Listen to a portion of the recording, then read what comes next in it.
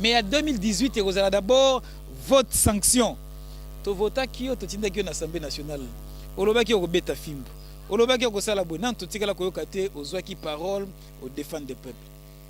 Ba fotaka batu pona kokende ko défendre ba intérêt ya peuple et non pona kozala mannequin ngana lataka bien à l'Assemblée nationale. Est-ce que Muzitu, Bemba, Félix, Moïse bazo bunda pona peuple? Apparemment bazo bunda pona peuple pona biso bazali ba opposant.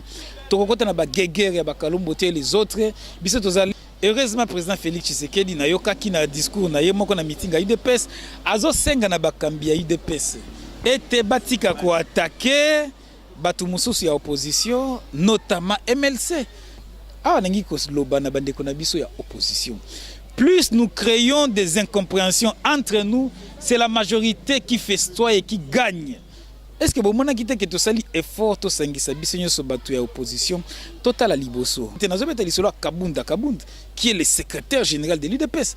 Alors ba kisoki ezalaka et ce que ezalaki nde Félix Tshisekedi o balongola ki na course mende bonga ki bomona ke Kinshasa ngaki eningana.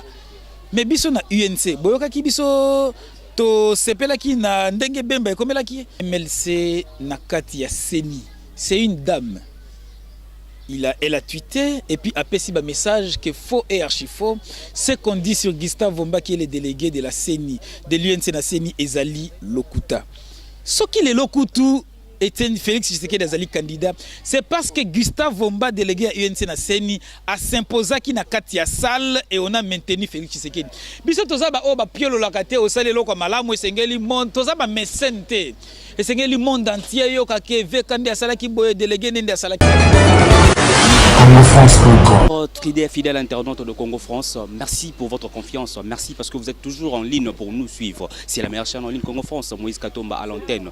Je suis maintenant avec le docteur Sélé Yemba, porte-parole de M. Vital Kamerhe, le président Vital Kamerhe, docteur en médecine comme il le veut que je le présente. Docteur en médecine, membre influent du mouvement de l'Union pour la nation congolaise. Avec lui, nous allons discuter un peu de l'actualité politique. Bonjour docteur. Bonjour. Comment allez-vous docteur?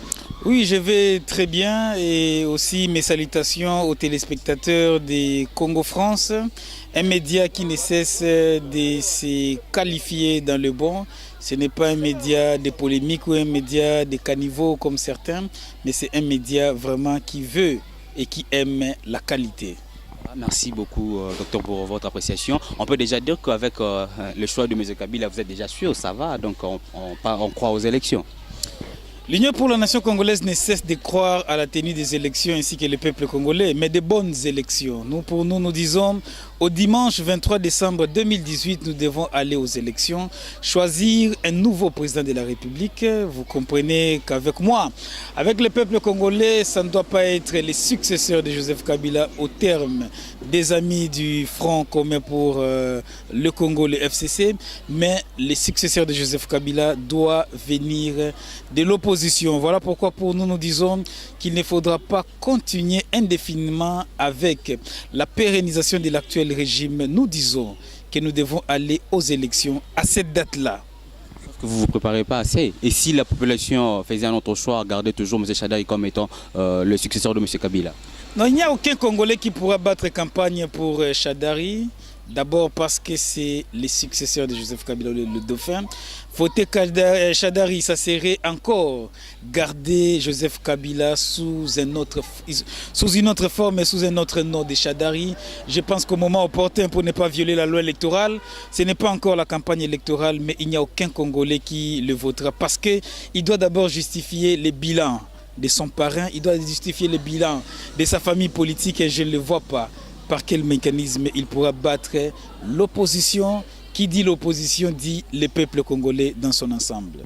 Docteur, en Angola, on a voté M. Lorenzo qui a rompu avec l'ancien président. Chadari pourrait aussi faire la même chose.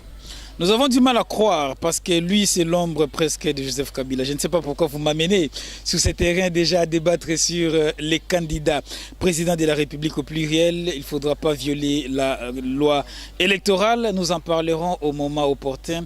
Heureusement que l'opposition a des candidats valables notamment le président Vital Kamerhe, qui non seulement connaît le Congo, connaît la scène politique, et il maîtrise aussi les acteurs politiques. Et je pense que c'est l'homme du rendez-vous avec l'histoire pour amener le peuple vers l'excellence, afin que ce soit ces peuples-là qui gagnent à la fin des élections pour une vie meilleure dans notre pays. Merci beaucoup, docteur Sele. Tu comme kozonga mwana monoko ya lingala monoko na biso pote bato nyonso ba comprendre. Et c'est quand on a chuté on a parlé de monsieur Vital Kamerhe qui est repoussé à l'opposition, rejeté, traité comme un traître selon les autres. Non, Vital Kamerhe, moi je le comprends, il est comme la langue entre deux mâchoires.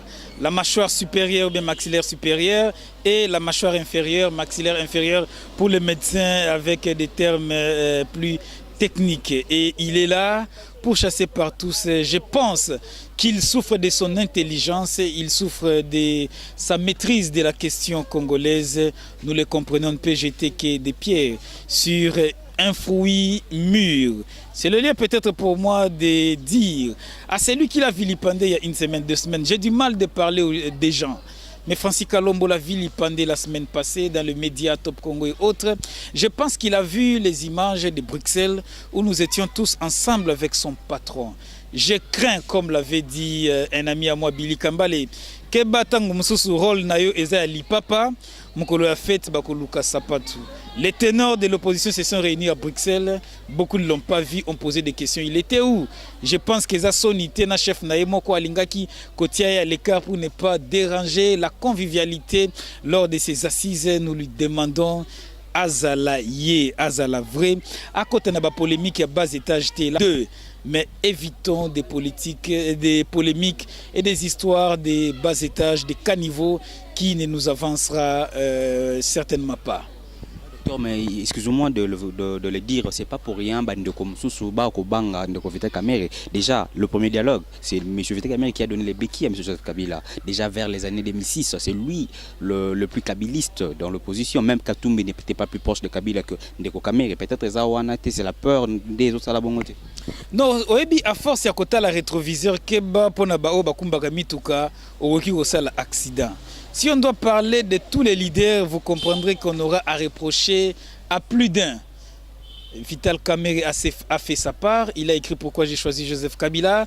C'était le directeur de campagne de Joseph Kabila. Pour Nayo, il fallait comment pourquoi je dois choisir Jean-Pierre Bemba. Ngai nazana bandeko na ngai belé ba Alain Fomo na Bandal bazo soutenir candidature na ngai. Comment yé azo soutenir candidature na ngai akoluka battre sous campagne pour na mutu mususu. Non, ne cherchons pas les sexes des anges.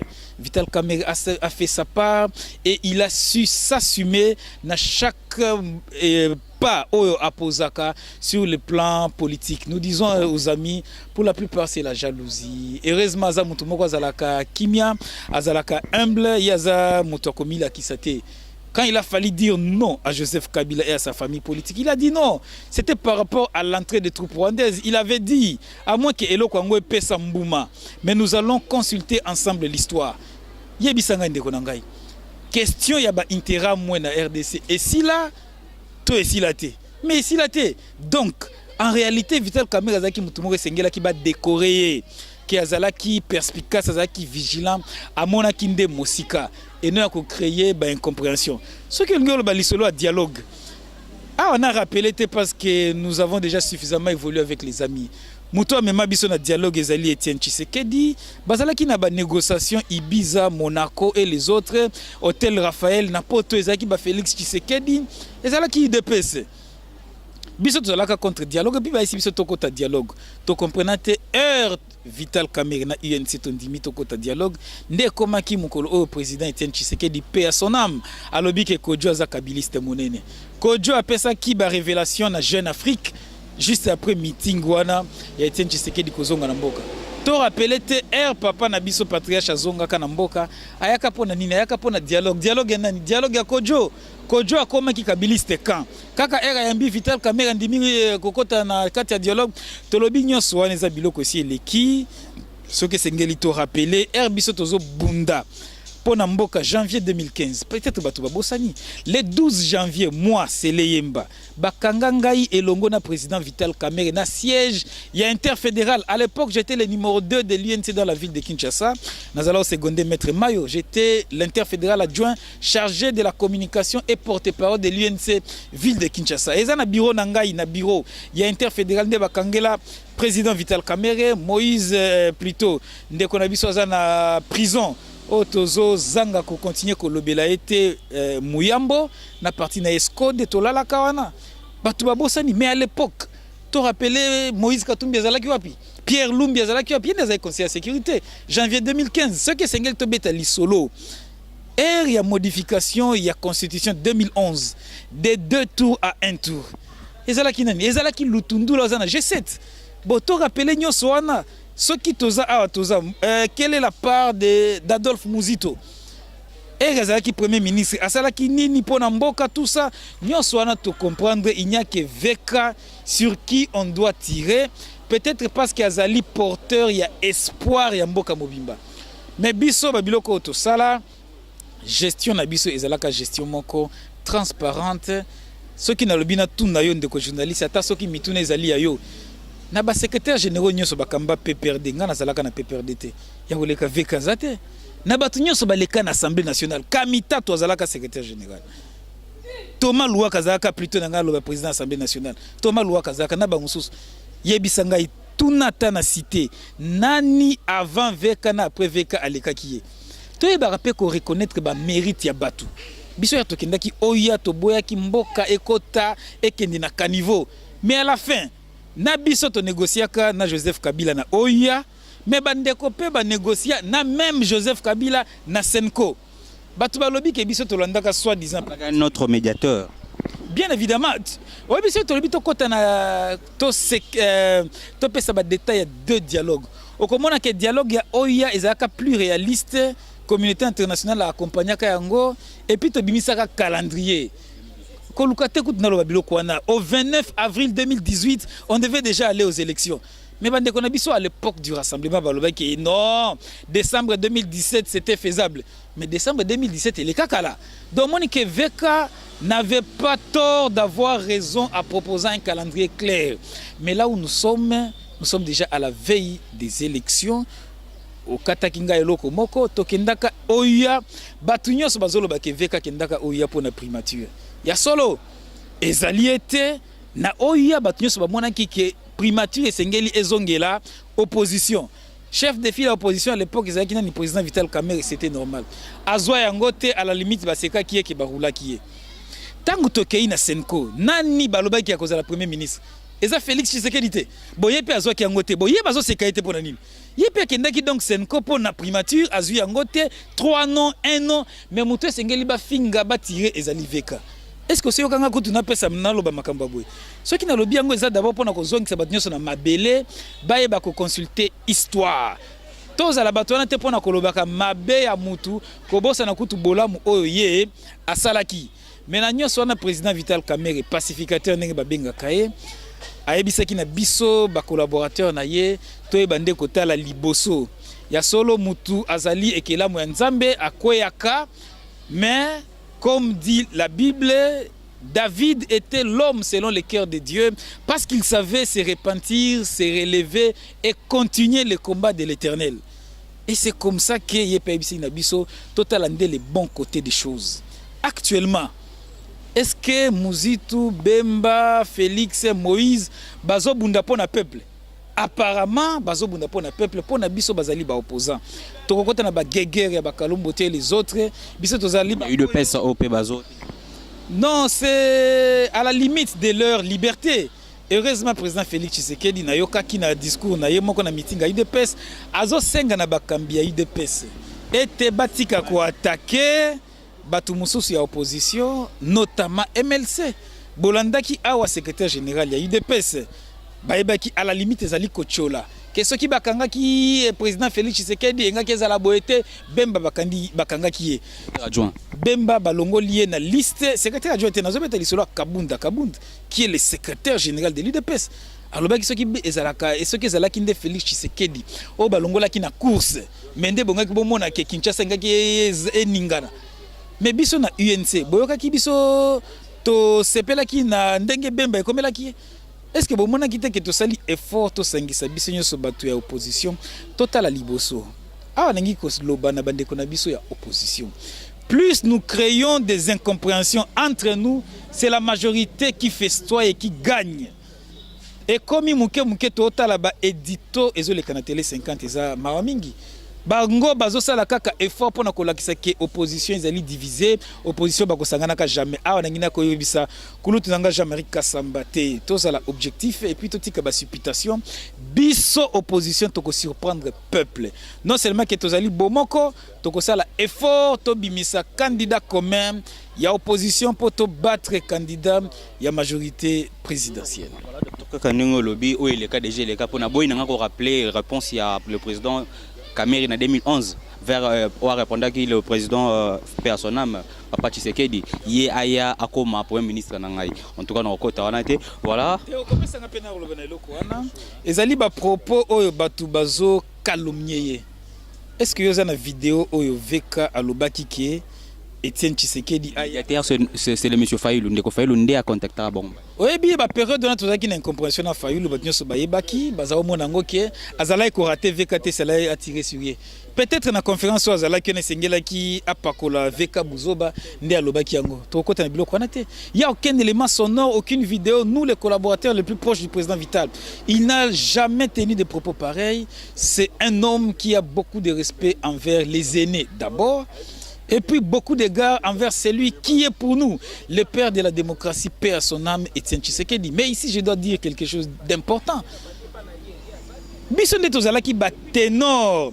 Il y a politique, topé à théorie, il y a Tobenga qui à l'époque encerclement. Parce que Etienne Tshisekedi a Simbaki Ouest, na centre et une bonne partie de Kinshasa. Vital Kamerhe, président UNC, à Simbaki Est et une bonne partie de Kinshasa. Vous le savez bien que quiconque, même le cardinal Laurent Mosengo, avait posé la question au chef de l'État, êtes-vous à l'aise avec ces résultats? Qui ne sait pas que c'est Etienne Tshisekedi qui avait gagné les élections avec les concours de la théorie de Vital Kamerhe de l'encerclement que finalement les amis de l'IMT avaient adopté et nous sommes allés aux élections, to Zingaki Kabila et puis to Liakie aux élections. Vital Kamerhe, le président de l'INC, était le premier dans les ondes. Il y a RFI Média International, il y a Koloba et Temouto gagné qui élection.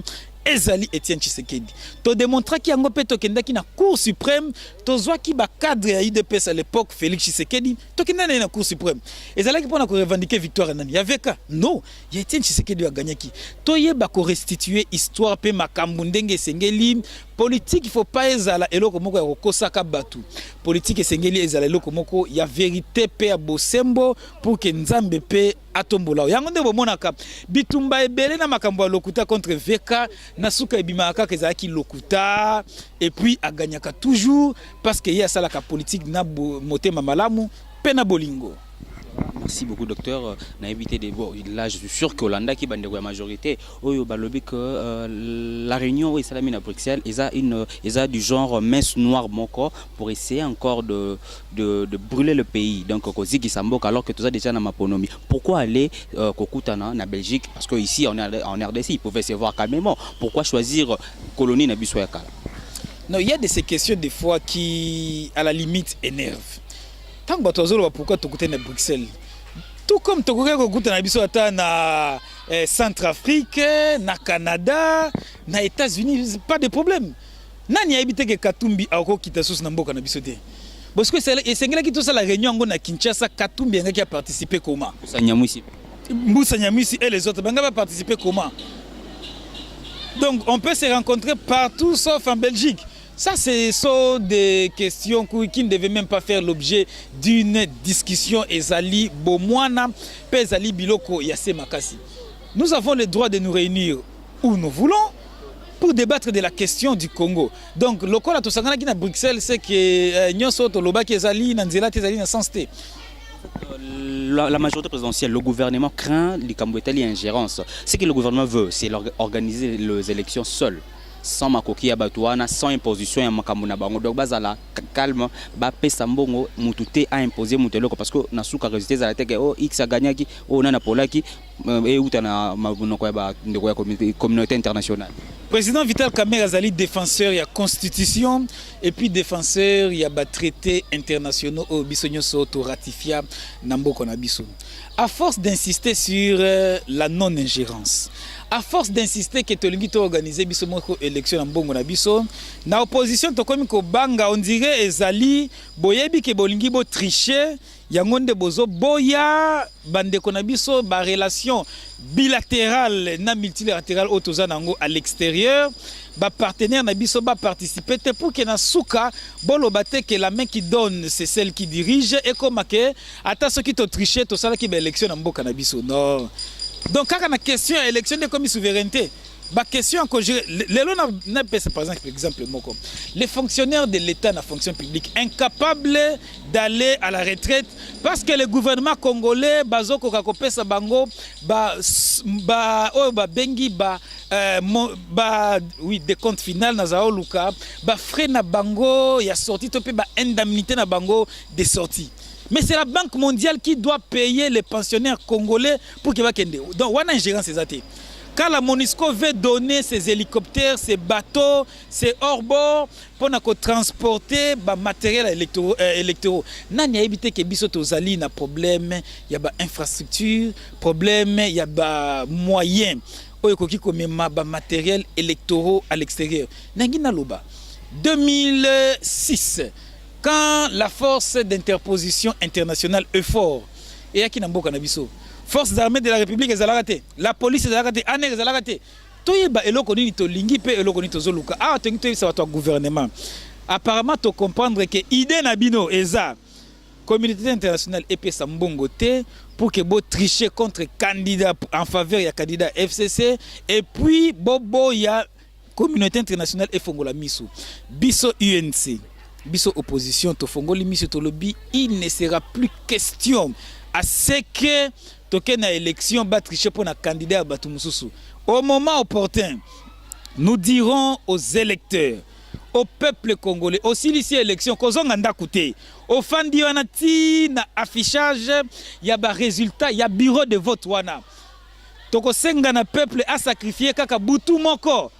Pour être mukolo élection vote na biso eko changer mboka eko pesa ba dirigeant sika pour 5 ans to sacrifier soir moko butu moko au silisi élection au fandi wana tina affichage to boyi au vota ki docteur Seleye Mbanafuna alors que ba publier résultat boy na place ye moko vota ki voix na ezate. Et là, quand on a fait misu elongo na société civile, na bakambi na biso ya église catholique, longo nya na ba confession religieuse, to moni bozo circuler comme mona ba leader nyon sur opposition, beaucoup de na président Vital Kamerhe et sengeli to fongola misu pona ba observateur na ba témoin yambala oyo. Il ne sera pas question à ce que peuple voté opposition, toi comme on a été zalinde candidat, il y a FCC à l'équipe. La machine à voter après vote, tout ça sera crédible. Ceux qui vont voter docteur Seleye l'imprimante, tout le monde que voilà docteur Seleye va voter par exemple 500 personnes, n'a pas fiche paie en haut 500 personnes de l'autre côté aux alavons. Et là quand on a une machine à voter, na affiché électoral opposition, tu repères sa position na biso incessamment na ya candidature commune.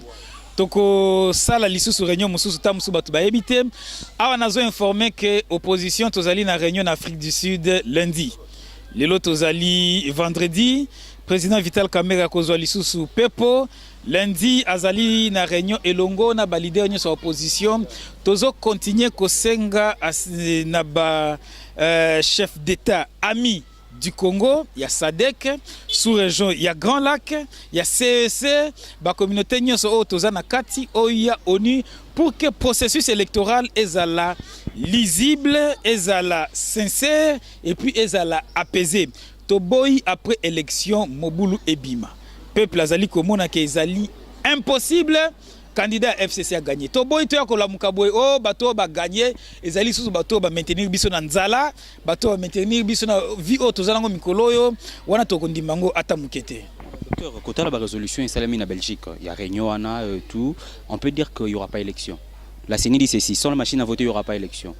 Côté Balobi, machine à voter, Toboy Kokende. La CENI a lobby que le fichier électoral est déjà bien.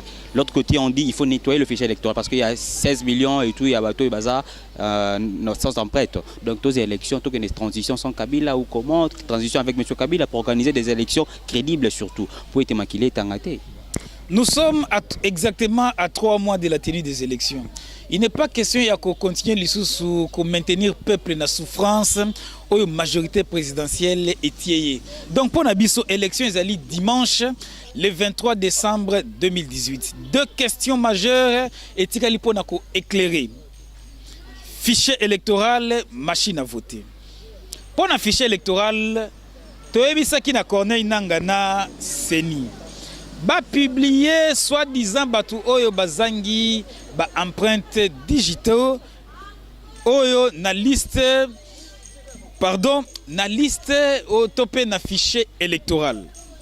Na ko rappeler lisusu te que 9,6 millions de Congolais soit n'ont pas d'empreinte ou bien n'ont pas la totalité d'empreinte. Ça fait le 1/4 du fichier électoral qui est composé de 40 millions d'enrôlés. Ça fait 25% en termes de pourcentage sur les 100% élections. Donc, partir avec ces fichiers veut dire qu'il y a un réservoir de 25% qui apparemment, à notre entendement, sera déjà en faveur du candidat de FCC. Pour nous, c'est inacceptable. Tosengi Nananga, ceux qui batongo bakatana misapi solo bazali bakatana maboko bazali a publié par exemple na Bandal sur les 9 600 000. Bao bazanga ba empreinte na Bandal baza combien? Tokei na ango ba affiché, tokei na ba centre mususu ba kosbaki ba affiché, totala soki ndeko nini azali na misapité. Et puis population ko ya ko vérifier soki ya solo ndeko John to ndeko nani azali sans empreinte. Nde tokoyeba ko dénoncer. Mais oyo seni esali lelo ezali ya ko publier fichier électoral nyonso ya 40 millions. O tozo ebate banani baza sans empreinte mais banani bazali na ba empreinte. Au monique sincérité ezalité. Je pense qu'après publication un fichier électoral oyo seni et ko publier uniquement liste ya ba sans empreinte pour que total comment to résoudre problème na ce qui est sengeli ya solo balongola bango ce qui bazalaka oui ou non. Donc to résoudre problème ya machine oyo biso opposition tozolo beza machine à voler oyo bango basolo ba machine à tricher. Maintenant il y a sincérité exacte. Tolanda ka rapporteur a Senya lobby que machine wana a voté eza machine moko te ekozala interface nango ekozala interconnecté te na ba réseau mususu. Ce qui otangi les 40 réponses que la CENI a réservées aux 45 plutôt aux 45 questions, réponses que la CENI a réservées aux 45 questions que l'UDPS a posées à la CENI, mais na place moko wana balobi était machine wana ekobanda ko travailler en réseau na ba machine mususu na oba bengi intranet bo silisi ko voter élection ba voix elongwe depuis Fizi, depuis Popokabaka, depuis Mahagi et qui directement na centrale électorale na Kinshasa. Na kati ya ba réponse on a balobi, ils vont encoder, la machine va crypter les messages ti et comme à Kinshasa est décrypté yango. Biso nyo c'est ça la informatique. Le langage binaire 0-1-D ezalaka utilisé na informatique. Na moment ya cryptage kuna na bureau de vote ti na Kinshasa na décryptage. Qu'est-ce qui peut se passer chemin faisant? Biso tongi to comprendre parce que ba wangana ki ba ko utiliser ba réseau de transmission. Mais ekolongwa de nangaki na loba de peut-être Bulungu ti Kinshasa commence sans réseau internet. Après ba ko démontrer que ba ko utiliser VSAT et d'autres systèmes informatiques de transmission de données. Ndebiso to monitor remarqué était au-delà ya imprimante ou machine ezali to ekozala, il y aura aussi transmission des données. Donc il n'y a pas sincérité, il faut qu'on nous dise clairement machine à voter on a que fonctionner ndengenini. Mais biso toko tolérer l'issue qu'il n'y ait pas alternance au sommet de l'État. Docteur, Robert Masolo, c'est une question moi linga na mutu. To benga kawa avant poto tout nango mais vu temps na yo, emploi du temps, on comprend. Docteur, le jour on invalide les opposants. Je parle de monsieur Mozitou, de monsieur Bemba, na bande comme Sousopé ba invalide qui baza peka ba congolais. Pourquoi pas votre délégué UNC à l'obima qui na réunion locale la délégué MLC à Salaï? Na lobaki na bandeli awa manipulation na mutema mabe contre VK na UNC nde esali ke ba faux bruit ezala propager. Nasuka délégué MLC Nakati ya Seni, c'est une dame. Elle a tweeté et puis a passé un message que faux et archi faux. Ce qu'on dit sur Gustave Vomba qui est le délégué de la Seni, de l'UNC na Seni, Ezali Lokuta. Ce qui est Lokutu était Félix Tshisekedi Azali candidat, c'est parce que Gustave Vomba, délégué à UNC na Seni, a s'imposé qui na kati ya salle et on a maintenu Félix Tshisekedi. Biso toza ba o ba piolo la kate o sale loko malamu esengeli monde toza ba mesente. Esengeli monde entier yo kake vekande asala ki boye délégué nende asala ki boye. Politique ba sala ngona makelele te. Ce qui loboko ya droite et pessi, loboko à gauche et baté. Ce qui peut au sali bola, moi za pona IDPS za pona opposition, eza pona peuple congolais yango ne toki ko lobelango mingi te. Lobela pe ko sala pe valeur ya président VK. Te omoni mingi bato tiser ba fait na politique ko pesa moi lipa mais ba mona que na TV lui là pesa ke lipa ça fait aussi un poids na politique. Te ekomi mutema mabe. Ok na hôpital obimi sisi ba mama o bazanga kimbongo ya kobima otiango na TV papa social et consorté. Yo sala ngote pendant propagande o sala ngote. Député azali mutu oyo ayaka pona kosilisa bobola ya batute na kokabola mbongo. Député asilisaka bobola ya population na ko initier ba loi na Assemblée nationale pona kosilisa bobola. Ce qui est sengeli na kabola mbongo. Oyebi Funa pas nga nazali candidat. Ezana 7 communes, 89 quartiers à Funa. Funa a à peu près 900 000 électeurs. Ce qui est sengeli na kabola mbongo, c'est que nazana mbongo ya kisi ya kopesa 900 000 personnes. C'est que nazana mbongo na ibaki heureusement ngana na sali na salate pour que nazana mbongo ya kisi na kosenga na mbongo ko iba. Na kosenga na peuple afongola misu. Mutu aye abandiko kabola mbongo sengeli botu na papa. Yo mosala nini osala kapo comme na mbongo ko kabola batu. Ta musazo kabola bino mbongo ya kisi, mbongo congolais ba ki parle loko wana. Te congolais asi afongoli misu pe akoli. 2006 tokendaki na élection na mbutu mbutu. 2011 to votaki d'une manière peut-être sans koyeba mingi, mais à 2018 ekozala d'abord vote sanction. To votaki yo to tindaki na Assemblée nationale. Olobaki yo kobeta fimbo. Olobaki yo kosala bonan to tikala koyoka te ozwaki parole au défendre des peuples. Ba votaka batu pona kokende ko défendre ba intérêt ya peuple et non pona kozala mannequin nga na lataka bien na Assemblée nationale. Te papa. To tindaki yo kuna nde po au défendre population, au défendre mboka. Et non pona ba considération mususu to lobite ke député sengela za la mutema mabe.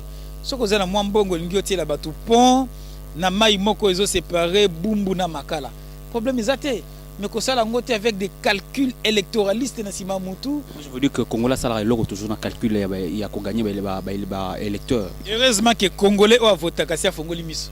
Donc pour yo kaboleli batu bassin ya mapa bassin ya plastique batu sengeli ba pesa au voir pour 5 ans. On est commis marché moko contre Léoné. Moko déjà bandon na bandal de Basile. Asaki on awa na wenze. Te ko tangela ngai ba kombote pour que tokota na polémique te ndeko Basile tango ba votaki na 2011 apesa ka loroni. Par contre, Batunde ba sanksi la qui ba $5, ye ba pesa ye nambongo na ba voix. Ye moko ayebi qu'est-ce qu'il a fait de son mandat de député? Qu'a-t-il donné au peuple congolais en étant vice-ministre de l'Intérieur? Na okota na biloko na te ezali ye moko na ba électeur na ye ayebi nini apesa ki pe ba électeur muto akosa muto za souté. Tozana ba réseaux sociaux, tozana ba TV belé, tozana ba radio belé na ba journaux écrits. Muto akosa muninga lisusu awa azalité. Nous pouvons supporter Kwitinaye au moment opportun. Docteur, au bout de temps, combat battu, mais kaka combat sous. So repé ça ndeko David Mukeba. N'avez so ebi mbote kaka. Ndeko David Mukeba na repé ça e mbote parce qu'ils allaient d'abord camarades et amis. Na comprendre que yoza moi na bandal, je crois à candidat député provincial na bandal et national na Funa. C'est un ami à moi, nous avons posé beaucoup d'actions sur terrain. Nayoka qui a Chrétien qui VK, qui Vital Kamerhe serré les dauphins de Joseph Kabila. Bon, ils ont posé une question. Peut-être y a Bossani. Tant que qui dauphin dans le sens que mutu oyo ako succéder na Joseph Kabila nde ye abengi dauphin. Et dauphin, c'est lui qui est de la même famille politique que celui qui est là. Ndeko Vital Kamerhe tant bazo kangela biso tozo sala ba action à makasi janvier 2015 na Kinshasa awa. Le 15, le 16, le 17, sur le 21 janvier, UDPS Oye Azali par le secrétaire général à l'époque Bruno Mavungu, par le porte-parole et les membres influents Joseph Kapika, UDPS et Boyaka Peuple à côté Nanzela en janvier 2015. Mais tout ça, on a pensé à rappeler ça, c'est le passé. Mais ce qui est façon à voir que la présidente Vital Kamerhe et Fleur, qui yende a succédé à Joseph Kabila, biso sportivement, toyambi yango, to kota na ba polémique mususu te, tozali déjà bomoko, nandeko Félix Tshisekedi, Moïse Katumbi, Jean-Pierre Bemba, nandeko na biso pe Kulutu, azali makasi kuna na Beni, Butembo, Lubero, totangi Antipas Mbusa Nyamwisi, peuple azozela biso lisusu na babiloko oyo te. Il y a des polémiques. Peuple a aussi l'alternance. Nani akoki ko succéder na Joseph Kabila. À mon de la fin, bande de diaspora ou bazolanda biso mingi Congo France, na bande ko pe bazana Kinshasa na Congo mobimba. Bande ko nanga ya Congo France na ko pesa bango mbote na sala ka pe émission mususu rappelenga na ndeko na biso journaliste j'espère. Na pesi mbote na koleka, nazali moko ya bino to défendaka ba valeurs républicaines. Na ebisaka na bande ko na biso na salaka interview à la limite ezaki exclusive na Congo France. Heure ya dépôt ya ba candidature na niveau ya provincial na mboka na biso, bande ko mususu ya opposition balingaki ba boycotter élection. Ngai na lobaki na kombo ya président Vital Kamerhe pe na kombo ya UNC était boycotter les élections serait dresser le lit pour Joseph Kabila pour la majorité présidentielle. Ba chrétien qui veut azala kaka boye azala peut-être en marge mais tant que tu expliquer idée na biso na MLC par maman F Bazaïba oyo azala ki na moi hésitation pour na okota ko déposer ba candidature na UDPS na bande ko ensemble bango nso ba comprendre ki VK amona ki moi musika azala ki na raison ko boycotter processus et ngaki azala fatal pour na biso. Boycotter le processus voulait aussi dire ne pas déposer au niveau provincial. Au niveau national, manquer les élus sur les 780 députés provinciaux, c'est-à-dire opposition, Tongato Zalana candidaté, Tongato Zalana député provincialité. Sur les 500 sièges à l'Assemblée nationale, Tongato Zalana député national, il y a opposition. Sur les 120 sénateurs, 111, Tongato Zalana sénateur et opposition. Sur les 26 gouverneurs, Tongato Zalana gouverneur. Sur les 10 ministres provinciaux de chaque province, c'est-à-dire par rapport à la Constitution. 260 ministres provinciaux Tongato Zangaba ministre donc na processus nyoswana pe na gestion mboka opposition Tonga Kitozala absente peut-être pas pour un mandat de 5 ans mais pour 2 mandats et 10 ans. Ça serait de l'irresponsabilité. Le président Vital Kamerhe avait compris et a partagé avec ses frères de l'opposition. Ils ont compris et nous nous disons nous déposons, nous serons retenus candidats. Le 19 septembre, total, liste définitive. Il y a le président de la République, Ndengenini. Après, to bimisa candidat commun de l'opposition. Après, to combattre machine à voter, na fichier électoral. Natanga ba commentaire na émission to sala na j'espère watu musu ba finga kingai, ba fingi veka. Ya solo zali musala bo pesa biso pour te défendre ka. Mais to zala kapé, to ba ko reconnaître. Quand maintenant tout le monde a compris que Veka avait raison. Et aussi le courage de dire que Dr Seleyemba l'avait dit, il avait expliqué, Vital Kamerhe avait raison. Koyeba kondi mabatu ko kitisa yo pété. Koyeba kondi mabatu e kolongola opé yo zalité mais ko permettre bisonyo soto tambola na bosolo. Nous disons à la politique il faut ajouter l'intelligence et la sagesse pour que Mbokande ait gagné et non des calculs politiciens pour que Oyonde amona na boye Oyonde amona na kuna nde biso to sengi na bande kona biso diaspora ba fongola misu ba continuer ko rester vigilant pour na mboka na biso